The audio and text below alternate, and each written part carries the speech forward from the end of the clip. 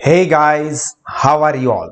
I welcome you all to Sahas Institute of Commerce, your own personalized high-tech and digital classes for 11th, 12th Commerce, FY, SY, TY, BCom, CA and CS all level for offline smart classroom study programs, online live virtual classes और साहस application.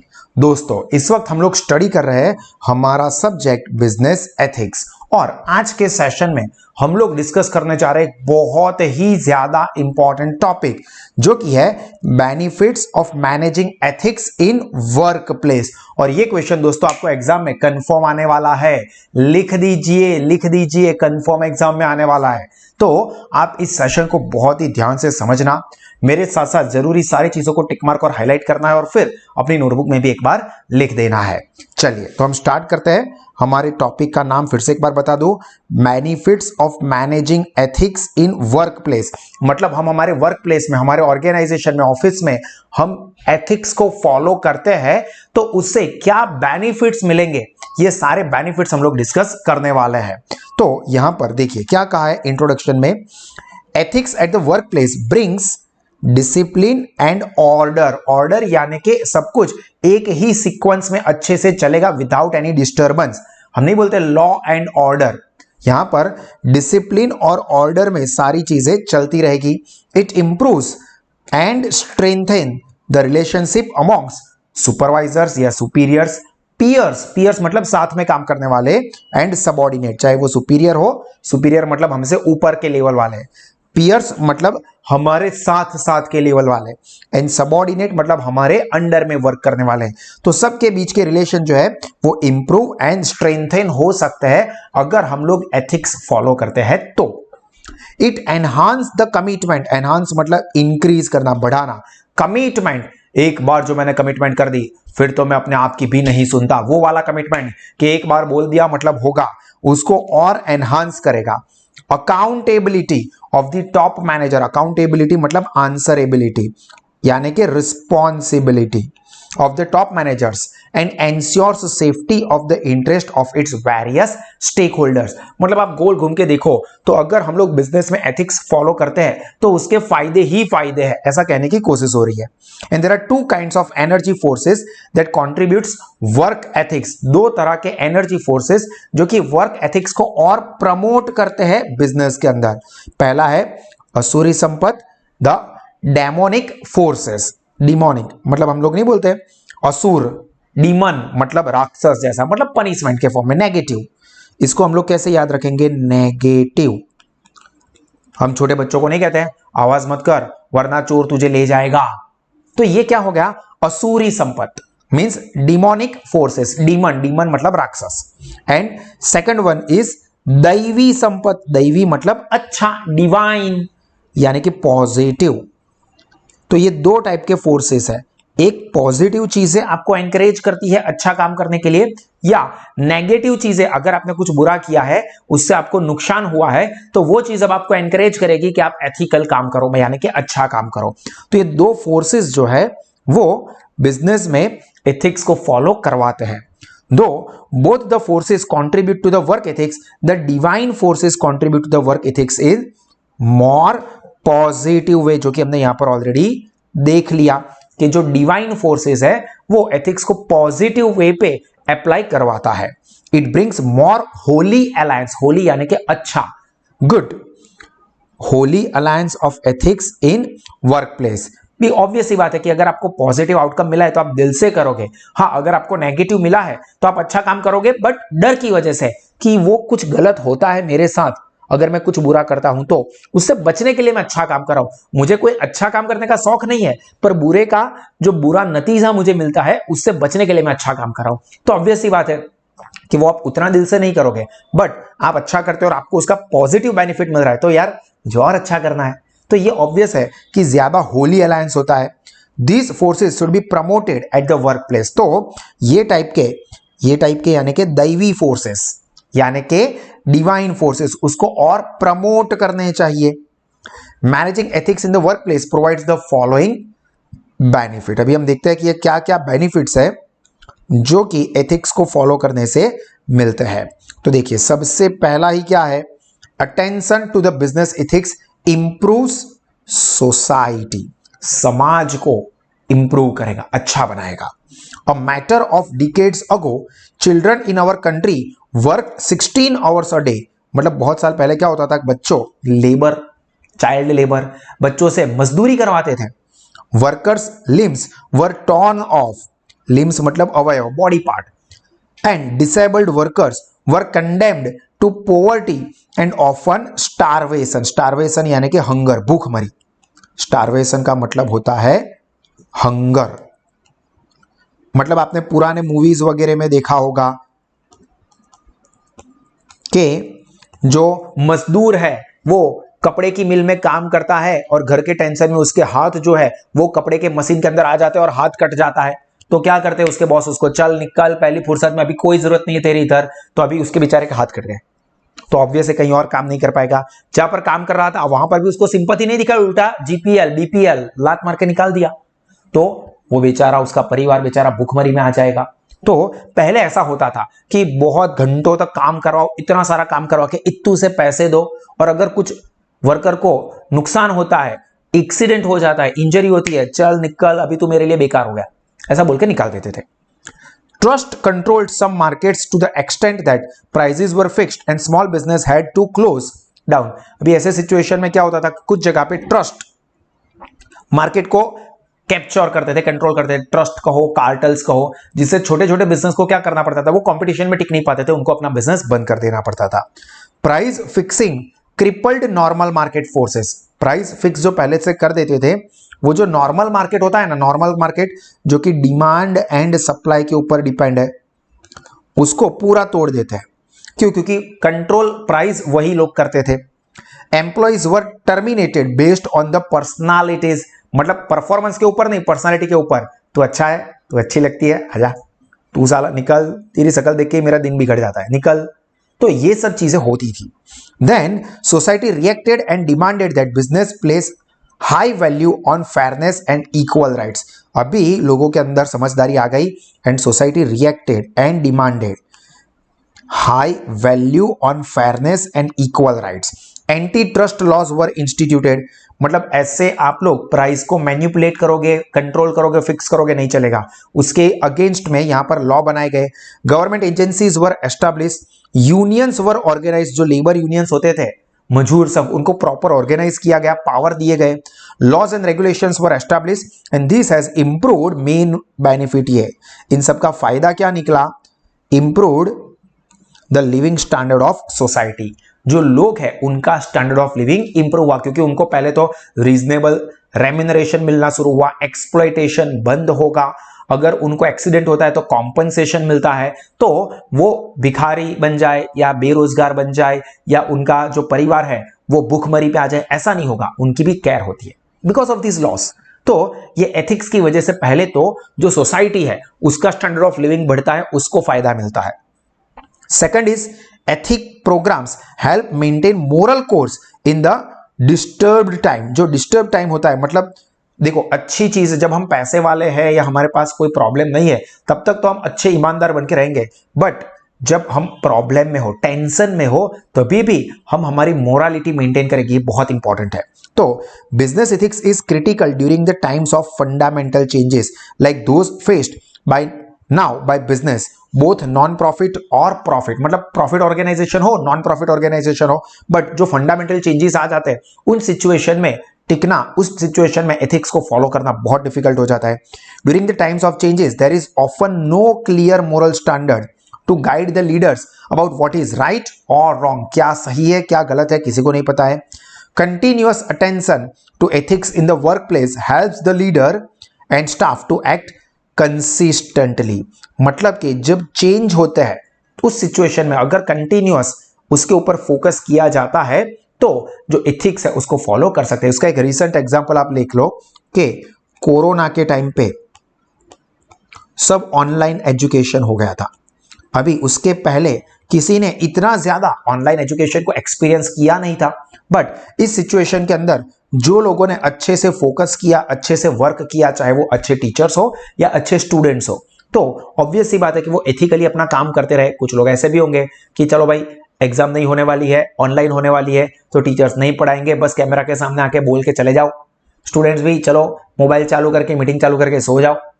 वो कुछ लोग, but कुछ लोग ऐसे भी होते थे कि नहीं, हमको बेस्ट देना है, ये सिचुएशन ऐसी हुई है, आगे चल के और सिचुएशन के अंदर क्या चेंजेस होंगे हमें नहीं पता है, तो हम इस तरह से एजुकेशन देंगे या स्टूडेंट्स इस तरह से पढ़ेंगे कि हम लोगों को बहुत अच्छा बेनिफिट मिले। तो ये होता है। Then cultivate strong team work and productivity. Ethics को अगर आप फॉलो करते हो तो टीम वर्क स्ट्रॉन्ग होगा और प्रोडक्टिविटी बढ़ेगी। देखो, ethics program aligns employees behavior with ethical values preferred by the leaders of the organization, and usually an organization finds disparity मतलब असमानता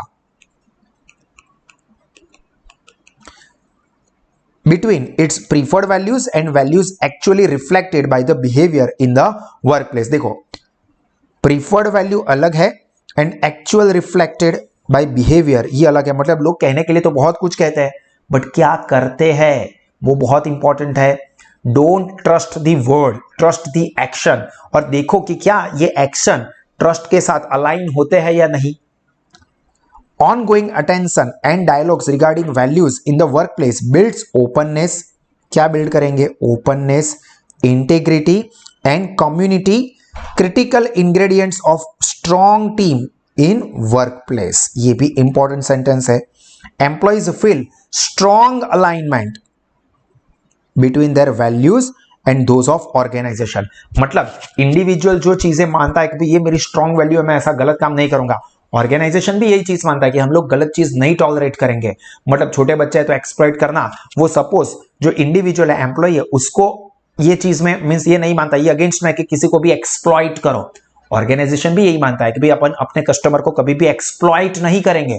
तो फॉर एग्जांपल भाविन सर है जो कि एक एम्प्लॉय है साहस इंस्टीट्यूट के, तो साहस इंस्टीट्यूट का भी ये ओपिनियन है कि स्टूडेंट्स को बेहतरीन क्वालिटी का एजुकेशन मिलना ही चाहिए, इर्रिस्पेक्टिव ऑफ फीस टेंशन, कि अच्छी क्वालिटी का एजुकेशन देंगे और लाखों रुपए ले लेंगे, नहीं, ऐसा नहीं करना है।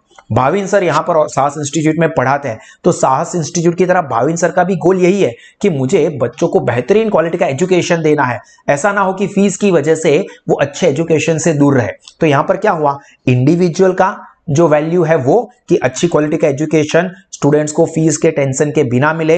मतलब कोई भी लेवल का स्टूडेंट, चाहे वो पैसे वाले के घर का हो या एक आम परिवार से हो, सभी स्टूडेंट्स ये बेहतरीन क्वालिटी को एजुकेशन को एक्सपीरियंस कर सके। साहस इंस्टीट्यूट यानी कि ऑर्गेनाइजेशन भी यही मानता है। तो ये दोनों के वैल्यूज जो है, इंडिविजुअल एंड ऑर्गेनाइजेशन वैल्यू क्या हो रहे हैं, अलाइन हो रहे हैं। ये बहुत जरूरी है और एथिक्स ऐसा होता है, मेरे एथिक्स, मेरी वैल्यूज, ऑर्गेनाइजेशन के एथिक्स मैच हो रहे हैं।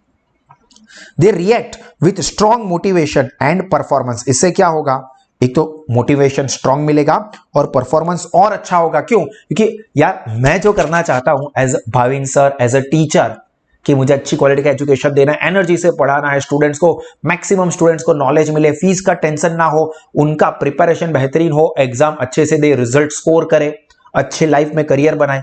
ऑर्गेनाइजेशन भी यही सोचता है। वाओ, मतलब ऐसा नहीं होगा कि साहस इंस्टीट्यूट भाविन सर को प्रेशर करेंगे कि आप जो है ना फीस बढ़ाओ, कोर्स की चार्जेस बढ़ा दो, नहीं। उनका भी यही गोल है ऑर्गेनाइजेशन का, अच्छी quality of education, lowest fees. मेरा भी यही गोल है। तो यार मुझे वो प्लेटफॉर्म मिला है जो कि मुझे मेरे गोल को, मेरे वैल्यूज को एनकरेज करता है, तो मेरा परफॉर्मेंस और एनर्जी से बाहर आएगा। समझ रहे हो आप? तो पहले ये 3 पॉइंट जो है दोस्तों, इसको वीडियो को पॉज करके हमारे पैम्पलेट में से पढ़ लीजिए। ये क्वेश्चन काफी इंपॉर्टेंट है, एग्जाम में कंफर्म आने ही वाला है। ठीक है, चलिए पहले 3 पॉइंट पढ़ लीजिए। इसके बाद दोस्तों जो 4th नंबर का बेनिफिट है, दैट इज इट सपोर्ट्स, यानी कि ethics supports the employees growth. But ये टॉपिक से पहले मैं आपको बता दूं दोस्तों कि आप या आपके कोई भी फ्रेंड्स बहुत ही बेहतरीन क्वालिटी का एजुकेशन ऑफलाइन मोड में, ऑनलाइन लाइव या साहस एप्लीकेशन के मोड में अवेल करना चाहते हैं, तो आज ही साहस इंस्टीट्यूट के साथ जुड़े। आप अपने दोस्तों को भी रेकमेंड कर सकते हैं, जहां पे लोएस्ट फीस पे बेहतरीन क्वालिटी के एजुकेशन के साथ आप अपना नॉलेज, रिजल्ट और करियर सब कुछ बढ़ा सकते हो। तो सबको इसका बेनिफिट जरूर स्प्रेड करें। चलिए, सपोर्ट द एम्प्लॉइज ग्रोथ। देखो, attention to the ethics in the work place help the employ face reality both good and bad in the organization and themselves. मतलब खुद में भी और ऑर्गेनाइजेशन में क्या सही होता है, क्या गलत है। Employees feel fully confident and can deal with whatever comes their way Bennett जो कि पर्सन है, इन हिज आर्टिकल क्या बोला उसने, unethical behaviour stress appear linked, explain that a consulting company tested a range of executives and managers, उन्होंने बहुत सारे लोगों को टेस्ट किया यानी कि एक सर्वे किया, and their most striking finding was that the more emotionally healthy the executive were the more likely they were to score high on the ethics test. मतलब जितने वो इमोशनली हेल्थी थे मतलब स्ट्रांग, मतलब कुछ भी हो जाए और इमोशनली एकदम, किसी ने थोड़ी तारीफ कर दी मैं चने के झाड़ पे चढ़ गया, किसी ने थोड़ा सा गलत, सर आपके वीडियो में ये चीज गलत है, सर आपके सेशन में ये चीज मजा नहीं आया, वह तू साला मैं तेरे को इतना अच्छा देता हूं, इतनी कॉन्फिडेंस लो, तो ऐसा कर दो ऐसा, मतलब कंप्लेन चालू कर दी। मैंने थोड़ा इमोशन, साला इसको तो जितना भी करो ना कुछ फर्क नहीं पड़ता है, सारा बकवास आदमी है, इसके लिए तो मैंने इतनी मेहनत की, करनी ही नहीं थी, ऐसा वैसा, थोड़ा सा कुछ कहा, थोड़ा सा मैं तो बहुत बढ़िया हूं, मैं तो हमेशा स्टूडेंट्स के लिए, मतलब मेरी तो जिंदगी यही है, मैं तो और कुछ करता ही नहीं हूं, मेरे लिए तो बस चने के झाड़ पे चढ़ गया। दोनों ही चीजें गलत है, समझो इस बात को। यहां पर जो इमोशनली हेल्थी है, धोनी जैसा, be cool, like example, best example है यार अपने कैप्टन कूल मिस्टर धोनी। ठीक है, मैच में प्रेशर है कोई बात नहीं, जो अपने कंट्रोल में उसको कंट्रोल करके अच्छे से परफॉर्म करने की कोशिश करेंगे, जो अपने कंट्रोल में नहीं है टेंशन नहीं लेंगे, हम लोग जीत रहे हैं कोई बात नहीं, ज्यादा अग्रेशन में नहीं आएंगे, जो सफलता है उसको अपने तपीस पे, अपने कपाल पे, अपने माथे पे नहीं चढ़ने देंगे, शांत रहेंगे। तो ये चीज जो इमोशनली हेल्थी है वो लोग ज्यादा एथिकल प्रैक्टिस परफॉर्म कर पाते हैं। तो यहां पर मेन चीज क्या है कि अगर एथिक्स को फॉलो करते हो तो एम्प्लॉय का ग्रोथ भी अच्छा होगा। देखो कैप्टन कूल महेंद्र सिंह धोनी के कैप्टनशिप के अंडर में टीम इंडिया का ग्रोथ टेरिफिक हुआ था, बाकी सारे कैप्टन के टाइम पे भी हुआ था, बट अब देखो सारे के सारे जो मेन टाइटल्स थे हम महेंद्र सिंह धोनी की लीडरशिप के अंदर, कैप्टनशिप के अंदर जीते थे। क्यों? एथिक्स, कूल, ये चीज जरूरी है। Then fifth point, ensures policies are legal. There is an increasing number of lawsuits. Lawsuits यानी कि court case हो, lawsuit का मतलब होता है court cases regarding personnel matters and effect of organization service or product on its stakeholder. Ethical principles are often applied to the current major ethical issues to become legislation. देखो क्या करेंगे, ethical principles, ये important sentence है, applied to the current major ethical issues to become legislation. Legislation यानी कि law बना दो, कि जो चीजें नॉर्मली करंटली एक्सेप्टेबल है, फॉलो होनी चाहिए, उसके ऊपर एक लॉ बना दीजिए। Attention to the ethics ensure highly ethical policies and procedures in the workplace, and it is far better to incur the cost of mechanism to ensure, देखो better to incur cost of mechanism to ensure ethical practice now than to incur cost of legislation later. मतलब अभी एक system बना दो, उसके पीछे थोड़ा खर्चा करो, पर बाद में अगर वो सिस्टम फॉलो ना करने की वजह से अगर हमने कुछ गलत इलीगल काम कर दिया तो उसके ऊपर आपको जो लीगल प्रोसीडिंग से गुजरना पड़ेगा, जो आपके ऊपर चार्जेस लगेंगे वो बहुत ज्यादा होंगे। उससे बेटर है ना कि अभी एक सिस्टम बना के, सिस्टम के पीछे खर्चा करके ऑर्गेनाइजेशन को अच्छे से लीगल तरीके से चलाओ। तो ये चीज यहां पर कही है कि अगर हम लोग एथिक्स को फॉलो करते हैं तो एथिक्स को ही अल्टीमेटली लेजिस्लेशन में कन्वर्ट किया जाता है, यानी कि लॉ बनाया जाता है। तो अगर आप एथिक्स को फॉलो कर ही रहे हो तो आपको कोई दिक्कत लीगल फॉर्म में भी नहीं होगी। Well designed personal policies should ensure ethical treatment of the employees in the matter of hiring, evaluating, disciplining, firing, etc.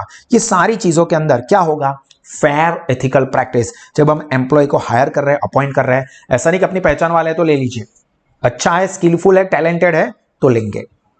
Evaluation करना है, डिसिप्लिन, फायर करना है, निकालना है, तो भी एथिकल वे पे ही काम करेंगे। Then sixth point, avoid criminal acts of omission and lower fine. मतलब ओमिशन होगा क्या, क्रिमिनल एक्ट का। अगर आप एथिक्स फॉलो कर रहे हो तो ऑब्वियस है क्रिमिनल चीज है जो कि गलत होती है, रॉन्ग होती है। ऑब्वियसली एथिक्स क्या करता है, सही चीज को करवाता है, तो ऑब्वियस है कि जो क्रिमिनल एक्टिविटी है वो कम हो जाएगी। अगर हम सब कुछ प्रॉपरली काम कर रहे हैं तो अपने ऊपर फाइन लगेंगे ही नहीं या लो फाइन होंगे। तो ethics program tend to detect ethical issues and violation early so as they can be reported और addressed, मतलब अगर कोई एथिकल इश्यू आता है तो तुरंत उसको रिपोर्ट कर दिया जाएगा जब जो छोटा सा प्रॉब्लम आया तभी, ताकि वो एक बहुत बड़ा इश्यू ना बन जाए। बहुत बड़ा इश्यू बन जाए उससे पहले ही उस इश्यू को एड्रेस किया जाता है। ऐसा नहीं छोटी छोटी चीजें तो छोड़ो यार, देख लेंगे, अरे देख लेने के चक्कर में एक दिन बहुत बड़ा प्रॉब्लम हो जाएगा। अभी छोटा सा प्रॉब्लम है, ले आओ, छोटा सा प्रॉब्लम है तभी उसको खत्म कर दो, वरना आगे चल के वो प्रॉब्लम बहुत बड़ा बन सकता है। In some cases, when an organization is aware of an actual potential violation and does not report it, देखो उसको पता है एक्चुअल और पोटेंशियल वायोलेशन कि एक्चुअल में ये वायोलेट हुआ है या यहां पर पोटेंशियल है, लगता है कि वायोलेशन होगा, वायोलेशन यानी कि ब्रेक, तो उसको एड्रेस या रिपोर्ट करने नहीं है the appropriate authorities, this can be considered a criminal act. For example, business dealing with the certain government agencies such as defense department. अभी डिफेंस के साथ हम लोग डील करते हैं, हम लोग उनको डिफेंस इक्विपमेंट बेचते हैं और उसके अंदर हमने लो क्वालिटी का आयरन स्टील ऐसा कुछ भी यूज किया है और अगर किसी एम्प्लॉय को पता चला है तो तुरंत रिपोर्ट करो, वरना आगे चल के भाई मरोगे। ठीक है, चलिए वीडियो को पॉज करके ये 4, 5 और 6 नंबर के पॉइंट को बहुत ध्यान से पढ़ लीजिए। चलिए दोस्तों, अगर अप टू 6 पॉइंट आपने रिफर कर दिया है तो 7th नंबर का बेनिफिट है एथिक्स फॉलो करने का। Manage the values associated with quality management, strategic planning and diversity management. देखो, ethics programs identify preferred values and ensure that, क्या एंश्योर करता है, organisation behaviours are aligned with those values and these efforts includes recording the values, developing the policies and procedures and to align the behavior with the preferred values। देखो, value को record करेंगे, policy और procedure को develop करेंगे और align करेंगे मतलब दोनों को एक लाइन में लाएंगे। बिहेवियर विद प्रीफर्ड वैल्यू मतलब जो प्लानेड है कि भी हम ऐसा एक्सपेक्ट करते हैं और हमारा जो एक्चुअल परफॉर्मेंस है वो भी हम उसी फॉर्म में, उसी डायरेक्शन में लाएंगे। And then training all the personnel मतलब employees the policies and procedures. These overall efforts is very useful for several other programs in the workplace that requires behavior to be aligned with values, including quality management, strategic planning and diversity management। इन सारी चीजों में भी ये आपको बहुत काम लगेगा कि आप अपने बिजनेस पॉलिसीज एंड प्रोसीजर में एथिक्स को फॉलो करते हो। टोटल क्वालिटी मैनेजमेंट TQM काफी इंपॉर्टेंट कॉन्सेप्ट है, ये आपको POM प्रिंसिपल्स ऑफ मैनेजमेंट में भी डिटेल में स्टडी करने को आता है। Includes high priority on certain operating values, for example trust among stake holders, performance, reliability, measurement and feedback. Ethics management techniques are highly useful for managing strategic values, for example expand the market share और reduce the cost. इन सब में भी ethics management technique आपको बहुत ज्यादा help करती है। Ethics management programs are also useful in managing diversity। देखो, जो ethics management programmers है वो यूजफुल है डाइवर्सिटी मतलब विभिन्नता, उसको मैनेज करने में भी काफी हेल्प करती है। मैं फिर से लिख देता हूं, विभिन्नता यानी कि diversity. Diversity is much more than the color of people's skin. It's acknowledging different values and perspective। देखो, ये डाइवर्सिटी ऐसा नहीं है कि ये काला है, ये गोरा है, ये मोटा है, ये पतला है, ऐसी डाइवर्सिटी नहीं, विभिन्नता नहीं, but acknowledging the different values and perspective. ये लोगों का नजरिया ये है, इन लोगों का नजरिया ये है, पर्सपेक्टिव दृष्टिकोण। ऐसा मत पूछना, दृष्टिकोण। Diversity programmers requires reorganizing and applying diverse values and perspectives. These activities are the basis of sound ethics management programmers। हालांकि ये लाइन आप नहीं भी लिखते हो तो चलेगा, ठीक है। चलिए इसको भी एक बार पढ़ लीजिए, उसके बाद हम बात करते हैं हमारा 8 नंबर का बेनिफिट जो कि है प्रमोट स्ट्रॉन्ग पब्लिक रिलेशन या पब्लिक इमेज। बहुत इंपॉर्टेंट चीज है, ठीक है, इमेज ब्रांड वो बहुत इंपॉर्टेंट है। Attention to the ethics helps to maintain strong public relation. An organization that regularly gives attention to the ethics can portray a strong positive image. Portray का मतलब होता है शो, मतलब जो एथिक्स फॉलो कर रहे हैं वो अपनी एक अच्छी पॉजिटिव इमेज शो कर सकते हैं, पोर्ट्रे कर सकते हैं, दिखा सकते हैं टू दी पब्लिक भी, देखो हम लोग ये अच्छा काम करते हैं, हम लोग अच्छे लोग हैं। ये people see those organizations as valuing people more than profit, मतलब लगेगा क्या, देखो टाटा है, प्रॉफिट नहीं, लोग इंपॉर्टेंट है, देश इंपॉर्टेंट है, ये इमेज बनाई गई है या इमेज है। क्यों? क्योंकि एथिक्स से स्ट्रॉन्ग पब्लिक इमेज, टाटा है टेंशन नहीं लेना है, टाटा की प्रोडक्ट है बेहतरीन होगी, तो ये एक image, public image. Striving to operate with utmost integrity and honour, aligning behavior with the values help in making effective marketing and public relations। अगर आप एथिक्स को फॉलो कर रहे हो तो आपको इफेक्टिव मार्केटिंग में काफी हेल्प मिलेगी, पब्लिक रिलेशन में काफी हेल्प मिलेगी। क्यों? क्योंकि आप एक्चुअली में इथिकली काम करते हो, तो वही चीज दिखाने में आपको कोई दिक्कत नहीं होगी, क्योंकि आपका परफॉर्मेंस उस चीज को जस्टिफाई भी करता है। Ethical values consistently applied are cornerstones in the building a commercially strong, cornerstone यानी कि एक बेस, स्ट्रॉन्ग फाउंडेशन समझ लो, मतलब जो पायानो पत्थर होते हैं, foundation. Building a commercially successful and socially responsible business, for example Tata group. देखो कॉमर्शियली भी सक्सेसफुल, बहुत बढ़िया प्रॉफिट बनाता है, बहुत बड़ी कंपनी है, और सोशली भी लोगों के माइंड में भी इमेज क्या है, टाटा है तो टेंशन नहीं है, ठीक है। तो ये एथिकल प्रैक्टिस से काफी ज्यादा अच्छा बेनिफिट मिलता है।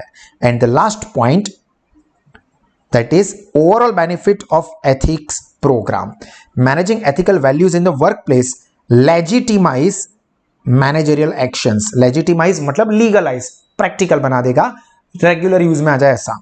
स्ट्रेंथेन्स the organisation's culture, improves trust in the relationship between individual and group, support, देखो क्या क्या करता है, ब्रैकेट कर देते हैं, strengthen the organisation's culture, legitimise managerial action, strengthen the organisation's culture, improves trust in the relationship of individual and group, supports greater consistency in standards and quality of product,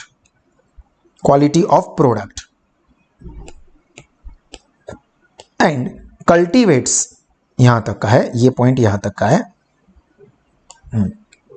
cultivates greater sensitivity to the enterprise values and messages। तो ये 5 दूसरे benefits है, ये other benefits ऐसा समझ लो। Business में ethics या ethical practice को करने से जो ऊपर के 8 देखे, इसके अलावा ये 5 और बेनिफिट्स भी मिलते हैं। तो ये हमारा बहुत ही इंपॉर्टेंट और लेंथी टॉपिक कंप्लीट हुआ। अब इसको बहुत ध्यान से कम 2 से 3 बार पढ़े और अपनी नोटबुक में सारे के सारे पॉइंट्स या एक एक करके पॉइंट्स लिख दीजिए, और उसके अंदर जो मेन चीज आ रही है उसको भी नोट डाउन कर दीजिए, ताकि एग्जाम में जब आप इसको लिखते हो तो आप कॉन्फिडेंटली सारी चीजों को कवर कर सको, आपको बेहतरीन से बेहतरीन इसके मार्क्स मिले, जो कि आपको रिजल्ट में बेनिफिट देंगे। तो यहां पर हमारा ये सेशन खत्म हुआ। इसी तरह के और सेशंस इस सब्जेक्ट के या सारे सब्जेक्ट के या 11th 12th commerce, FY, TY, BCom, CA या CS के कोई भी लेवल के लिए आप या आपके फ्रेंड्स अवेल करना चाहते हैं तो सबको जरूर रेकमेंड करें कि वो गूगल प्ले स्टोर से साहस स्मार्ट स्टडीज ऐप को आज ही सब्सक्राइब करें, और हमेशा मुस्कुराते रहे, सीखते रहे, आगे बढ़ते रहे। दिस इज मी भाविन सा signing off. God bless you all. जय हिंद।